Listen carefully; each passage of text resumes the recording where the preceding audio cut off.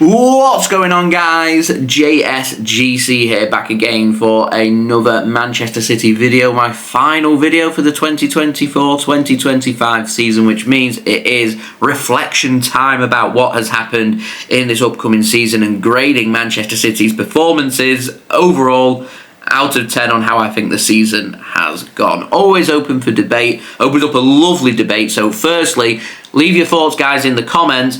What are you grading Man City's season out of 10? And let me know why you've given it that score as well. Don't forget to leave a thumbs up on the video. Do subscribe as well if you're new around here. It is free to subscribe. Going to be doing daily Man City transfer updates from June 1st ahead of a huge summer transfer window for Manchester City. So do subscribe if you haven't already. Social media links are in the description too if you want to go and follow me on my X, Instagram and TikTok. Email also in the description too if you want to hit me up for any sponsorships for any videos or any general business inquiries. So let's crack on then with this video. Before we speak about the main juice about the Premier League and Champions League, we'll start off first with the domestic cup competitions for Manchester City. Starting off with the English Football League Cup, which Manchester City managed to make it to the fourth round. So we started off in the third round. We had a home game against Watford. Weren't a fluent game. We won by 2-1. It got the job done. We went through and we played Tottenham Hotspur away from home in the fourth round. And Man City, over the last few seasons, we've been not really taking the League Cup that seriously. We did used to, when Pep Guardiola first came here, take it very seriously. We ended up being one of the most successful League Cup teams in history. Liverpool seem to be taking it more serious than what City do over the last couple of seasons or so. Liverpool, of course, lost in the final to Newcastle United as they ended their major trophy drought this season, and Crystal Palace, of course, winning the FA Cup meant that they've ended their trophy drought as well of never winning a domestic major cup competition in England before, which has come to an end. So some jubilant scenes there from both Newcastle in the League Cup and Crystal Palace in the FA Cup. But for Man City, we went out in the fourth round in what was not a very good performance against Tottenham Hotspur. And I didn't think Man City were overly that interested in the League Cup. I weren't that fussed about going out. I remember doing a live stream at the time and thinking to myself, in terms of a loss, if Man City are to lose any games, then that's the game that I'd want Man City to lose, because it ends up easing our fixture congestion ahead of an extra couple of games in the Champions League, and we've got a very busy and difficult November and December to come, so we want to turn our focus to that rather than playing an additional game where we don't really need one just before Christmas when it comes to playing in the quarter-final of the League Cup. So I weren't overly that bothered. So I'd probably grade our performances in the League Cup. It's not been very good, so I'd probably give it just a 3 out of 10, but I'm not overly that bothered about the League Cup. It was more how Man City responded to that defeat that I was more bothered about, which we'll speak about. In just one moment, we did then see Man City enter the FA Cup third round in January. We faced Salford City in League 2, the Etihad Stadium in the third round, a whopping 8-0 victory for Man City. Man City's biggest victory of the season, sent us through a formality I'd expect Man City to be going through, whether it be playing home or away when we're taking on teams in a lower division. Same with playing Leyton Orient of League One in the fourth round, given an almighty scare by Leyton Orient, but we did enough and we went through by 2-1. And at that point, it's just about getting the results. And it doesn't matter if you win by 1 and it's through a dodgy win, or whether you win by 8. It doesn't really matter. It's the same result you go through. Again, it weren't a great performance at home against Plymouth Argyle in the fifth round in March, but it was enough to send us through. And through we went to the quarter-finals, where things got a little more tricky for Manchester City. So at the end of March, we took on AFC Bournemouth, who have had a cracking season under Iraola, away from home. A very tricky game, a game that we lost in the Premier League in the first half of the season. We had to turn up and play a really good game. First half weren't on it. We went behind, and it took Nico O'Reilly to come on, and it turned out Nico O'Reilly, bit of a revelation for Manchester City, making the difference in this game, and sent Man City through to Wembley, where we took on Nottingham Forest in the semi-final. Again, not a fluent, it's a bit of a theme for the season. It's not a fluent, not a great performance from City. Forest had their opportunities, they weren't clinical. City did have their opportunities, and thanks to an early goal from Rico Lewis, really helped settle Man City down, and in the end did enough to go through. And I feel like that's what we needed in the FA Cup final as well. We went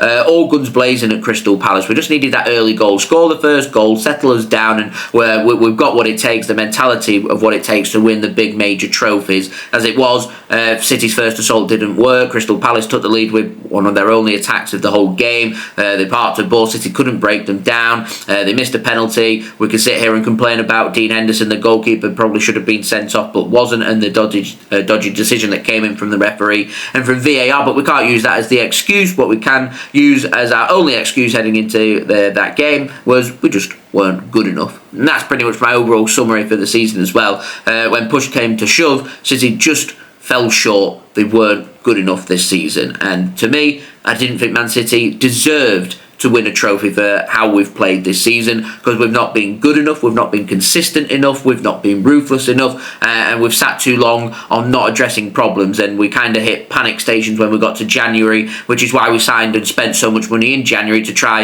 and rejuvenate the team with fresh ideas, new energy, younger players, quality players like Omar Marmoush and Nico Gonzalez coming in just to try and help make that difference for Man City. And I felt that was the reason, with City bringing in more quality and more depth into their team, it allowed us more time to bring players back from injury, that we looked sharper, we looked better as a whole in the second half of the season than what we did in the first half of the season. But we reached the FA Cup final. It had been brilliant. It had been a 10 out of 10 performance for the FA Cup if we'd managed to lift the trophy. Brilliant to get to consecutive, 3 times consecutive FA Cup finals, but it's consecutive FA Cup final losses. So very disappointing. We didn't take on any of the big boys. It wasn't a team above us, an Arsenal or a Liverpool that we took on. So they've not performed in the FA Cup. Man City have. We can only beat what's put out in front of us. It's not our fault if we're facing teams like Plymouth, because we face teams like Plymouth because they locked out Liverpool. Liverpool had done the job. It had been Liverpool we'd have faced, and they'd probably have beaten Man City. We'd have been having a different conversation, but that wasn't to be. They weren't that consistent in the FA Cup. City were. We just fell short at the final hurdle against Crystal Palace, and I congratulate Crystal Palace on their FA Cup win. I congratulate Newcastle on their League Cup win. I think my rating for the FA Cup, I'm probably going to give it probably a 6 out of 10, because I wanted to lift the trophy. We got to the FA Cup final. I thought, we didn't play best of our games in some of the FA Cup games this season, and I think if City had faced better teams at an earlier stage, we'd have probably gone out. We didn't. They weren't consistent. We were-ish. So, but we don't lift the trophy, so I can't give it a high grade in there. So 6 out of 10, and City's performance in the domestic cup competitions, gone trophyless, not very good. So, let's have a look then at the Champions League first and foremost, and what's gone wrong here for Man City. So, we faced 8 games, of course, in the Champions League this season. Starting off with a home game against Inter Milan. You've got to be winning your home games. You've got 4 home games. There's 12 points right there. Them 12 points will be enough for you to starve off interest for finishing below where we needed to go automatically out of the Champions League, which I will add, Man City very nearly did. Fortunately, we didn't, and we managed to finish in the top 24 just about, but that's why we faced Real Madrid, that's why we went out, that's why we didn't get to the last 16, because we weren't consistent enough. I look at it and I'm thinking, home games, got to be winning them.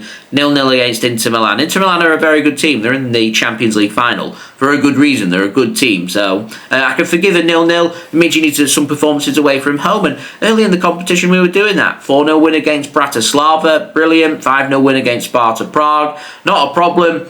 And then it all goes wrong for Man City. It goes wrong following on from that 2-1 loss against Spurs that I mentioned before in the League Cup. Sent us into a very busy November and December, and that's where it's gone wrong here for City. Against Sporting Club de Portugal, 4-1 loss away from home. Not good enough. Ripped to shreds by Ruben Amorim's men in his final Champions League game in charge of Sporting CP, and couldn't compete. It was an uncompetitive game. We were overran. It was embarrassing. It was a real poor game. Feyenoord were 3-0 up in the 75th minute in that game, and that should be a cruising 3 points for Manchester City. Conceding 3 times in 15 minutes is poor in the final 15 minutes. To be 3-0 up in the 75th minute and not win the game isn't good enough at all. 2-0 away loss against Juventus in December. Not good enough. Heading into January, PSG are rejuvenated. They're looking much sharper in the second half of the season than they were in the first half of the season. We're 2-0 up in Paris. We should be able to defend and be able to grind out at least a result heading into that second half. We couldn't. We conceded 4 times in one half. And PSG, again, like I said with Inter Milan, there's a reason why they're in the Champions League final. They're a very good team, but another poor performance and a poor result for City. We went 1-0 behind against Bruges, which could have sent us out the Champions League without even getting to the playoff. Thankfully, we did enough to win that game, picked up 3 goals and won by 3 goals to 1, and by the skin of our teeth went into the playoff, where our reward for our poor performance in the Champions League was to play Real Madrid, who have lacked a bit of consistency in the Champions League themselves.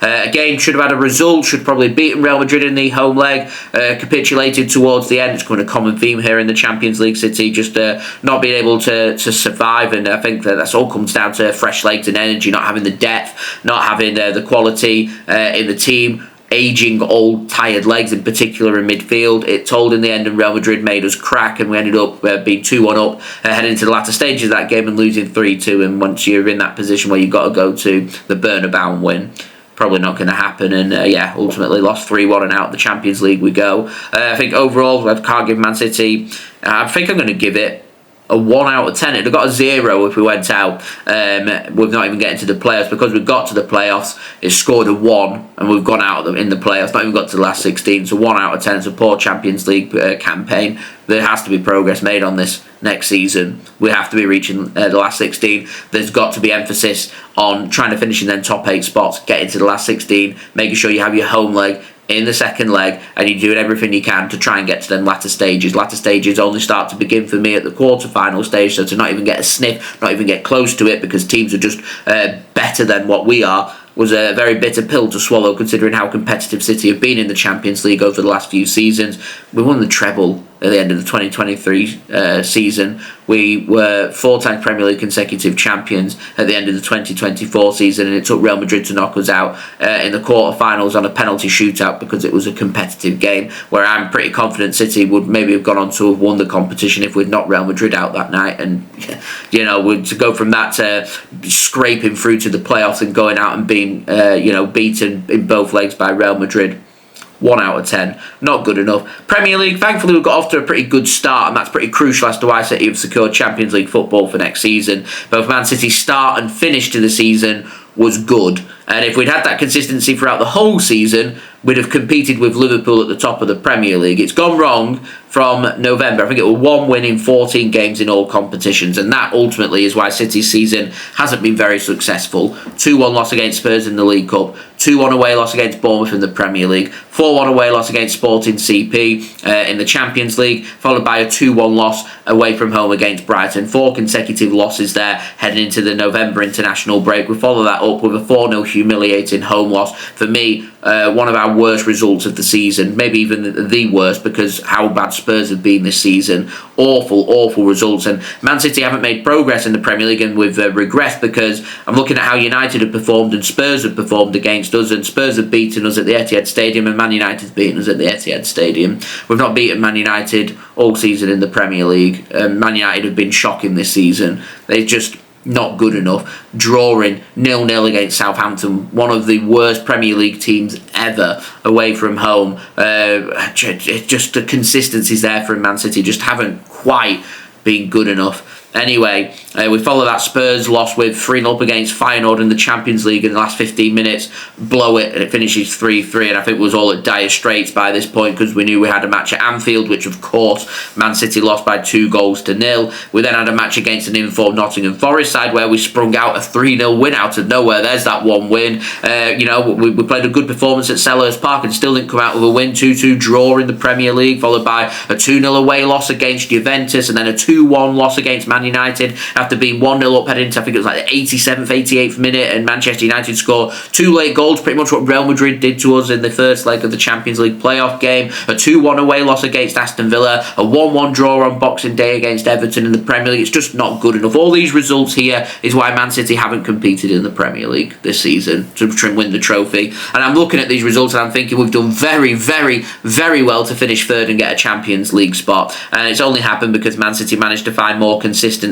into the second half of the season. I think unbeaten in the last 10 Premier League games. The only game really in the end of the season push really came at Old Trafford 0-0, which I thought that point might just be a point that makes a difference between us achieving our goals and not achieving our goals. So I wasn't overly I was disappointed, but I wasn't going to lose the plot over a 0-0 draw at Old Trafford. But the 0-0 draw at Southampton for me stands out, with Southampton being as bad as they are, one of the worst Premier League teams, the second worst Premier League team in history. Man City couldn't beat them. beat them 1-0 at the Etihad and 0-0 at St Mary's is, to me, stands out as one of the worst results that we've had. The result against Man United at home, one of the worst results that we've had. Feyenoord stands out as being 3-0 up, one of the worst results. Sporting CP away from home, one of the worst results. I think the Spurs game, though, losing 4-0 against a team that's finished 17th and just not very good, losing 4-0 at home, is probably the worst result of the season. But as I said, it's the second half of the season form that's really helped Manchester City, including some very impressive wins. Bournemouth away in the Cup, followed by a 5-2 win against Crystal Palace at home after being 2-0 down against a very informed side. 2-0 win at Goodison Park against an informed Everton side. A 2-1 win, albeit through a 94th minute goal from Mateus Nunes to beat Aston Villa. These are the results that really helped spur and push Manchester City on, followed by a couple of wins towards the end of the season with a 3-1 win against Bournemouth at home and a 2-0 win yesterday against Fulham in the Premier League. But I'm looking at why Man City are in the position that they're in. Well, we've done a double over Chelsea.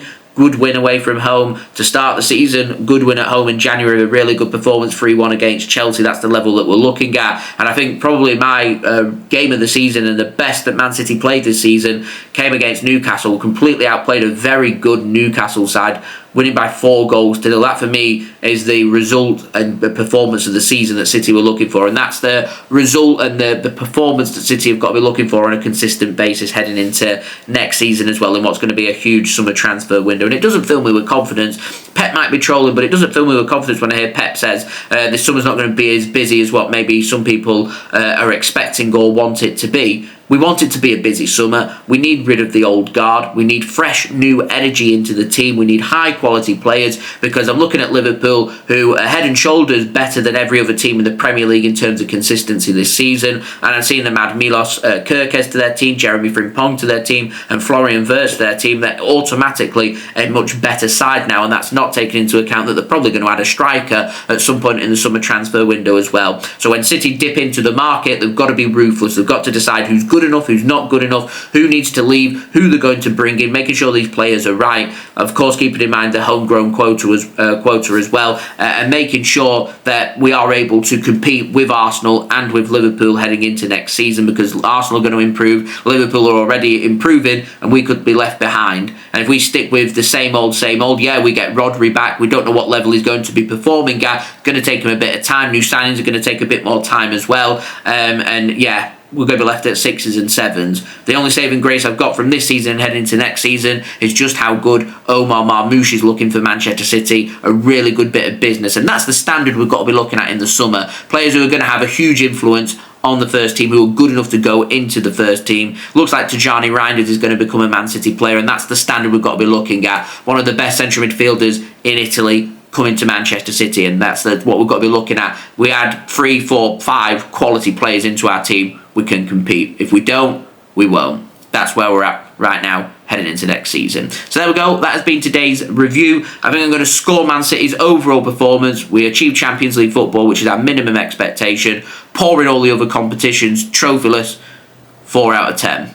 Let me know your scores in the comments below and why. Also, don't forget to leave a thumbs up on the video. Subscribe as well if you're new around here. It is free to subscribe. Plenty more City content to come, including looking towards the transfer window for Manchester City. So do strap yourselves in. It's going to be busy. Also, don't forget social media links. They're in the description as well if you want to go and follow me on my Twitter, Instagram and TikTok. Email also in the description too if you want to hit me up for any sponsorships for any videos or any general business inquiries. And I'll see you all for the next one. So I've been JSGC. Thank you everyone for watching. Hope everyone is safe and well. Peace. Ciao for now. 2024-2025 season, done and dusted. Bring on the transfer window. Bring on the Club World Cup.